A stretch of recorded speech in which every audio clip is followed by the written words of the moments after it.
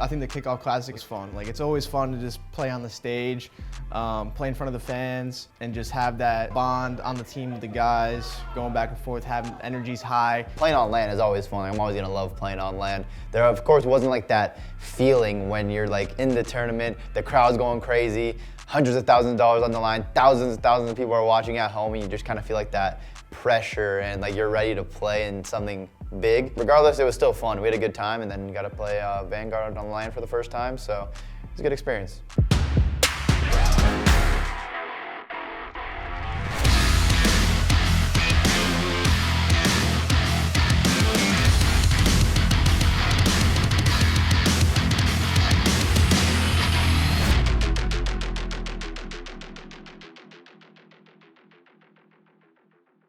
We're starting off this new season, Call of Duty Vanguard, based out of Minnesota now. We were previously living in Dallas. Life comes at you fast and it changes really quick, and I feel like personally, like I haven't necessarily had like the perfect chance to have some like stability yet. In this season, that's kind of like what I'm looking for. Yeah, I think it's nice just being able to have the whole facility in the office for the team to go to and practice at every single day. We had something similar here in Dallas last year. You know, we were kind of cramped in like a really small studio apartment, but I wasn't even able really to go there for practice because I needed to have a setup, and we couldn't even fit like another one in there. We literally pull up to the facility, and I mean, everyone's working there, everyone's doing their thing. So if we have any questions or problems or issues, like we're just scrimming in our room, and if we have any problems, we just walk out and ask whoever's there that we need to have help, and they figure it out for us, so it's nice.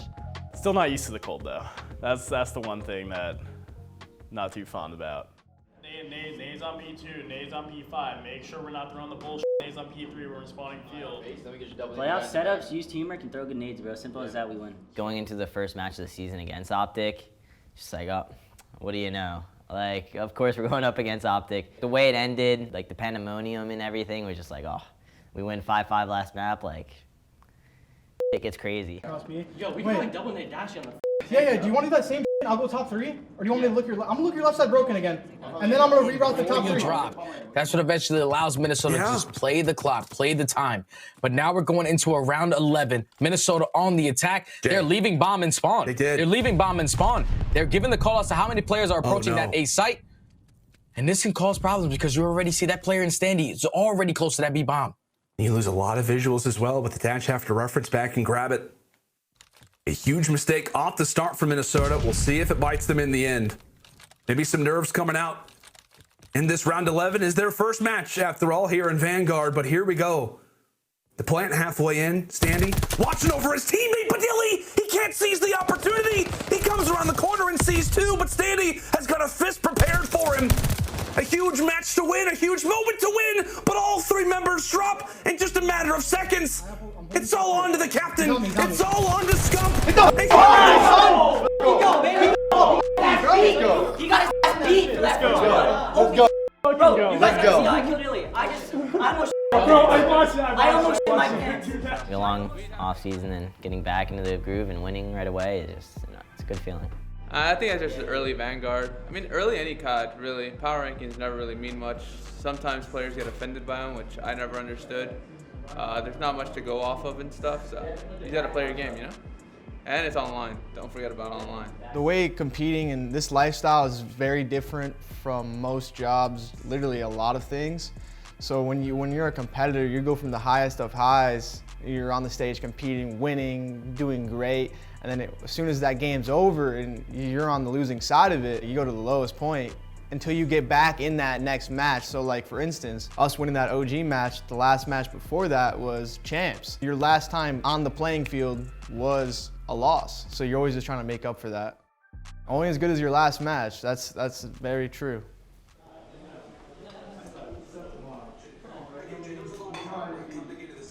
Berlin, oh my God, you're scaring the shit out of me, Joe. Kid's back. Yo, we back, yo, the factor's here. Factor's here. Good, Joe. Joe had me literally shook.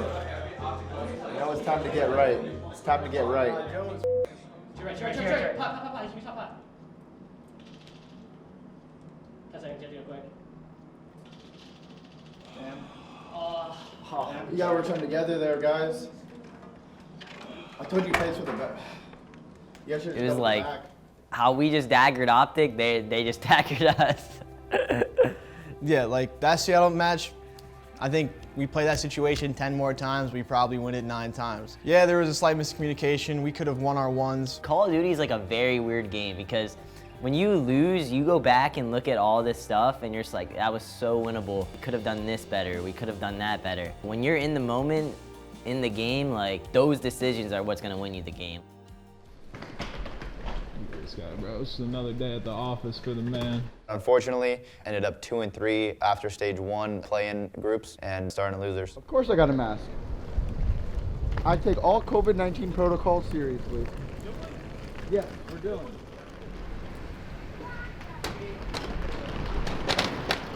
So we get checked in real quick, then we can go through pre-check, and then we'll go to our gate and maybe get some snacks. Some snacks that I like are just like, I like to eat a lot of candy, so sometimes I might get some like Hubba Bubba gum, some sour gummy worms. I also like the Airhead sour strips that are like long. They're really good, they're like rainbow. What are you two doing? We're in the stand line. What are you doing? Can't walk. You're in the walk line. You have to walk. If you're not walking, get behind us. Walk. Thank you. Let's go a little forearm workout. Nice and strong here. Got the kids working. This is your shoulder shrugs. Where we headed, Eli? Just another day on the It's Cold probably better War. if you did it like this. You know, like. The guy had literally, nobody was in the middle seat, but the guy next to me laid his head, feet out, You got the toes breathing, just toes out, No, toes out, not toes the- out, no everything. socks? No socks. No socks. He was different The for dogs that. were out? Dogs just flying out. You cannot do that. on Shorts, the plane, bro. shorts and a t-shirt too. He said I'm He going. said, he's- I'm he's- done with he- eating. He said I'm going from Minnesota to Dallas. It's comfy. It feels weird to have the sun rays hitting you. I'm gonna need some sun paint my Oh my God, this guy's taking it off white already, ass bro. arms, dude. Oh yeah, first thing we doing, we're going to the pool. Take us back. But also flying to an event in losers bracket definitely sucks too. I ain't trying to do that shit ever again. Just had a lollipop. How was it? What flavor? Pink bubble gum. It tastes like a milk chocolate type of taste. Yeah, Willy Wonka over here. This kid's down. It's in like- pink it's like- suckers followed by milk He chocolate. loves his candy. It's like those things from Olive Garden that you get after, but those little not the mints. mint thing. It's just a chocolate. There's no mint. Look, looky here. You know I ain't forget it. You know I ain't forget it. I don't forget the football. Jake's gonna be mind blown when he gets here and I just have the football. So pre-tournament vibes or pre-match vibes are really important. You want to go in there with a good mood. Myself and the team, we're always like throwing around some football. We have this little Nerf football that Jake reppin had since he was like 8. And we always pass that around, even at our facility. But I brought the football here, I snuck it here. We want to do a fast shot. Like if we're fast sliding across, someone needs to chow over. Center seat always here? Well, I don't know. Hello. We're gonna be the worst seat like the whole tournament. We're probably here. And that says New York, so I assume it's New York. Packed tight. It's gonna be a beautiful sea of green. Wow, there's actually dummy chairs in here. Green wall. I like that. Bang, bang. Got it finally? Anyone else want something from Smoothie King? This kid does. We went to this gas station that actually had pretty good tacos, a little taco spot.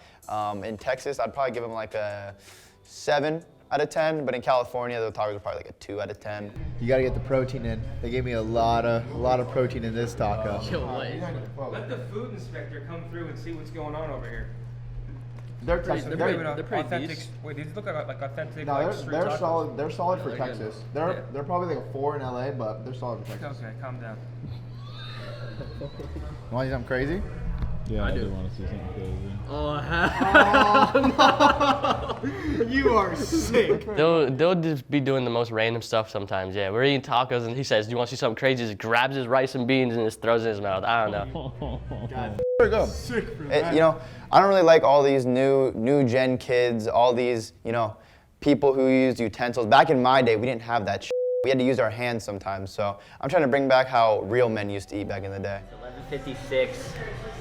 We're just getting prepared to go to the venue, the esports stadium, and we're gonna warm up for our match and get in the zone. We take on the LAG, the Gorillas. Look at this. You're one of the main characters. I don't remember any details though.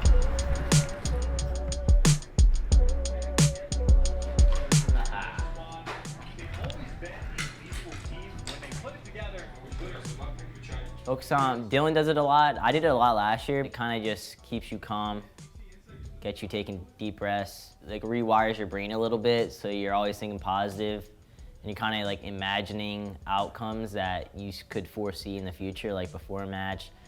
And I think like that kind of stuff is really important. Like, you gotta believe you're gonna win if you're going into a match, and I feel like manifesting kind of stuff like that is really important, especially in like the way life is. Like, you gotta manifest what you believe in, and if you don't believe you're gonna win, then you're probably not gonna win. Yo. Bogut or Tuscan game 1, which one do you think we're less at? I mean, I think imagine we've been better at Bogut. Obviously, we had a bad day of scrimmaging yesterday. We played Tuscan once. Tuscan feels like we get blown out by more. Rokkr feels like it's always close. So it's hard to say. Y'all call the stats show like they're pretty similar. Yeah, that's what I'm saying. The stats are pretty similar. That's what I'm just like going over like the actual matches. Like Rokkr has been close while Tuscan's like been like 100 points lost. Like Alex said that in the last 2 weeks, you guys. You don't want to hear this. Yeah, you don't want to hear it, man. Like around 16% Bogut, and then like 16.7 for Tuscan. I'm just hearing everybody out. I'm just hearing everybody out. And I'm f***ing down for Bogut. I'm down. Play that.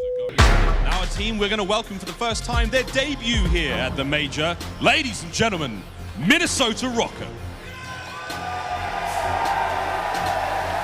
Standy, Attach, Major Maniac, and Priesta. The Rokkr supporters were insane. I got such a good feeling when we walked out on stage for the first time. Just hearing the roar that we got from the crowd, it just got me that much more hyped up and ready to play. And from the cheers, it looks like the crowd chose Rokkr. This team, it's the battle of the purple, right? But I'm looking at Major Maniac right now, with everybody in the league knowing that he brings that veteran leadership and the fact that he's played with some of the best out there. The fact remains that this guy knows how to win, and seeing the Rokkr on the main stage for the first time, this event chance, I'm ready to get the games going. I'm nading over. I'm gonna rotate your top jump. One shot on top, one shot on top. That is for sure. In the communication, I think we know that these guys, they've been playing on the main stage for so long. Attach, Priesta, and you know, sometimes it's like, you know, backs have to be up against the wall. But these next two kind of decide the game, right? Like, you just can't give up a big break. Yeah, but Priesta, he's got that spree, he's got the glide bomb, 3 go down for Gorillas. The last one is who? Trying to hold the line, but Major with a beautiful shot, and well, they're in the hill. Kills, just slaying, just so darn good across the board for them. You heard how fired up they were. Is Attached now, the 30 bomb in the books, the final second there as well, and Rokkr, they can win a map 1. Yeah, when we win that first hard point, I mean, it just allows us to play so much more confident and loose in search and destroy. Our backs aren't up against the wall, theirs are. And then when teams match us in search and destroy, they know what they're dealing with. They're already scared as it is, so that just psychs them out even more. I mean, if we ever win a game 1 hard point, we just know we're gonna 3-0 the team every single time. As you're watching flank from trash, here's a secret spot. Yeah, Gunless taking stairs, and then Ace, I'm watching the So if you go through secret, check like your right, and then. Oh, we got offense. Yesterday, but it's Standy now with 3. Standy working on the ace in the 2 versus 1. Can he find the 4th and final kill? He sure as hell can. Standy puts them all down. Down the cross, so they get the bomb down, and you see Hook and Slasher immediately back on up. They know where the push is coming from. It's through this flank towards the warehouse side. Ooh! Hugh, more like puke. I did not like that. No. First, but it's not there. He's able to get the headshot. Now, can he get out with his life? Not going to happen. Once again, the trades ring true for Rokkr, and they'll go up 2-0. The way Control plays out now, which in my opinion is terrible, is like based on kills, which people can just slay and then have defense. You're not rewarded for playing the objective unless, like, obviously you win an offense round.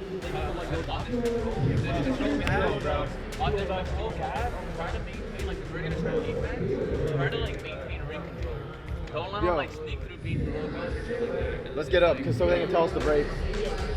They just starved them out lives-wise. I mean, at 30, you have Priesta in a great position. Okay. He's on a spree here over here. You still have that glide bomb unattached if they need it. Asim does go on the flank. There's the glide that comes on in. You have Standy working his way on up. Standy able to find one.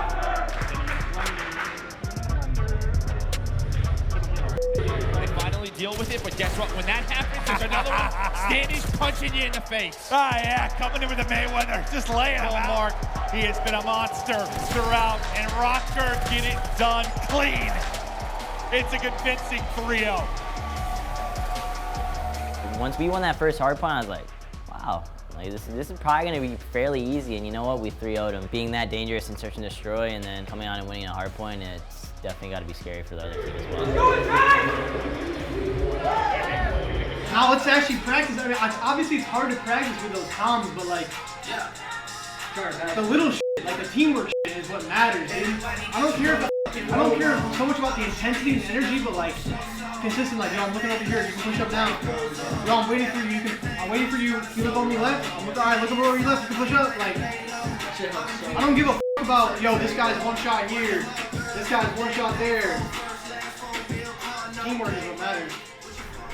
Right now, got done with our match versus LAG, 1-3-0, and since we won that, we actually played the last match tonight at 8, I think, or 8:30 p.m. So it's gonna be a long day. So we're trying to go get some food, relax, because we still got 3 matches to wait for, and then go back there and get locked in again. You want LA, huh? Huh? I said you want LA? You want to send the whole city home today? True. My city. Who do you actually want to play? Do you care? Don't care. Down to play either of them. Right now, we just replenished. Just got some food here at this spot. Got a little grilled chicken sandwich, a little side salad. Cordial. Yeah. You like that's his word now. But yeah, so now we're about to head back to the hotel, grab a few things. We got the ability to send both Los Angeles teams home today. It's Gav, Berlin. Oh yeah, they beat up Tuscan as well. It's Gav, Berlin, Rokkr. Gav, Berlin.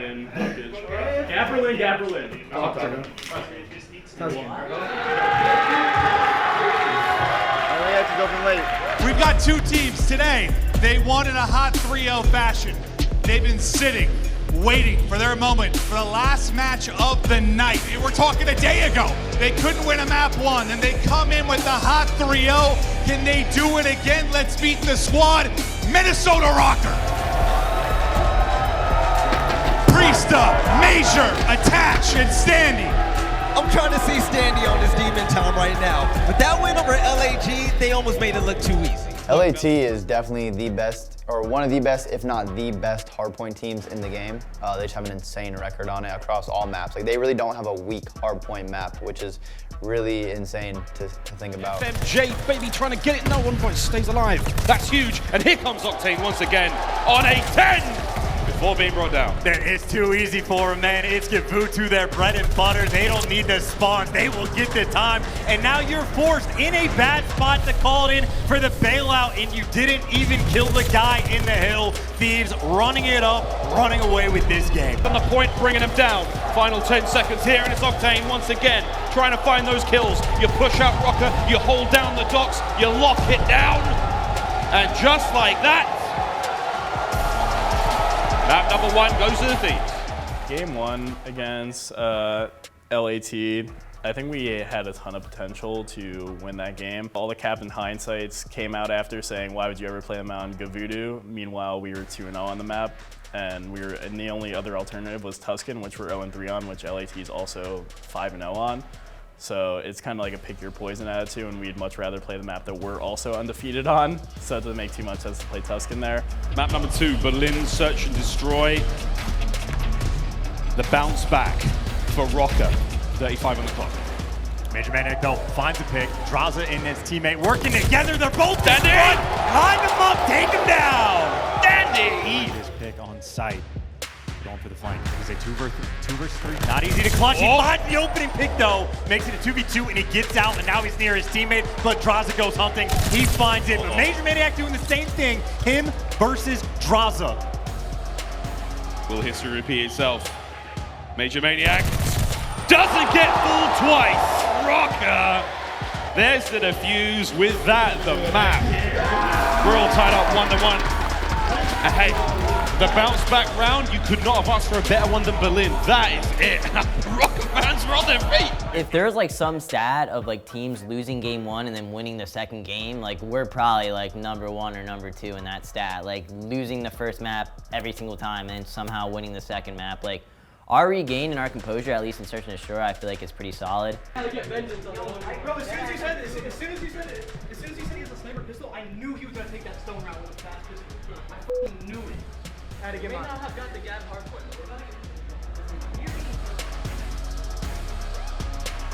Left and right, and the approach is there. The pistol clean and outstanding. Almost it feels like the next one in line. 10 seconds to go, and Thieves go up 2-1 as they have been dominant on this map.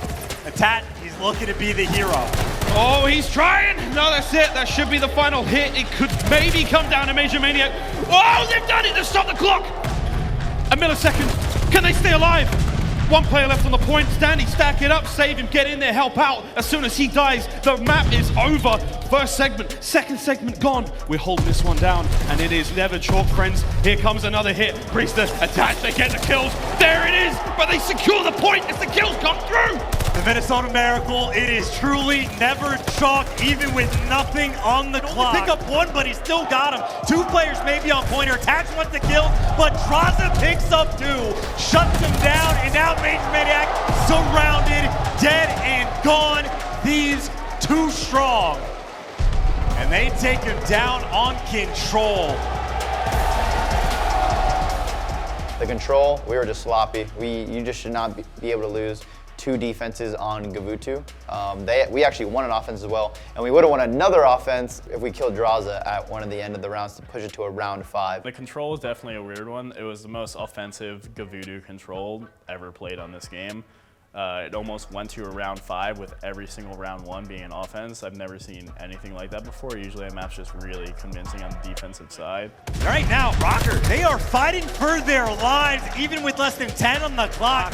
We have always say it, never chalk. Standing from the top row, finds the break for the point, but only for a second. Hold it. I mean, this is not an easy hill. This is honestly one of the most difficult hills in the game to hold, right? You're gonna have to deal with nades, flanks, pushing through. Train and can't even win the one. Kenny ready for the corner, trying to hold on. Desperation, Major Maniac able to pick up 2, but this is where the flanks come through. Draza, you know he's winning at least 1. And it's Draza through the front though. Major Maniac, 5 seconds for the win. Has to contest. Octane looking through this one. In they go. No one there to get it done.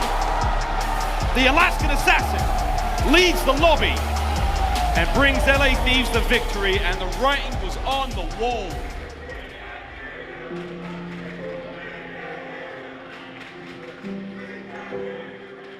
I knew I shouldn't have went T2 on that first round of control, bro. In a game of Call of Duty, it's a game of milliseconds, it's a game of small timings, there's so many reactionary things that you can do better. So it literally just comes down in that moment, like reading the situation and making the correct play. In the moment, I mean, like we're going our hardest, we're fighting till the end, and as soon as the time runs out, it's like, you're just thinking of all the small little things, made different decisions, like anything that you could have changed to win the map, and it's like, damn, you can't even do anything now because you obviously lost. Me personally, I like to just go back and just kind of watch it and just be like, yeah, we could have done this, could have done that, just for like to ease my mind, just to see how it played out. When you're in the game, you really can't tell what's going on in every single situation from all the different perspectives. So it is good to go back and watch it and just see. To be honest though, you really don't retain much from the VOD right after a loss, because you're just usually pretty mad and you're just not like seeing it and learning what you need to implement to your game. So I like to watch it after the match, but then I actually like to go in super detail a couple days later and really see what we're messing up and the mistakes we were making, the fundamental plays that we need to get better at. I have trust in our team. I think that looking into the Major 2, like I'm really excited. And I feel like we're just this little bit of an underdog team. But slowly but surely we're getting there, kind of like last year a little bit. I have a positive mindset, I can see it, and I feel like once we do get there with our respawn, like we will be like one of the best teams. It's just, we just gotta find that click again. I think if we can find consistencies in the way we scrim and the way we progress and practice, I think that can help us out a lot. I'm super excited to be playing in front of the Minnesota crowd and to see all the fans out there and meet some people and to see all the hype. We're not gonna let y'all down.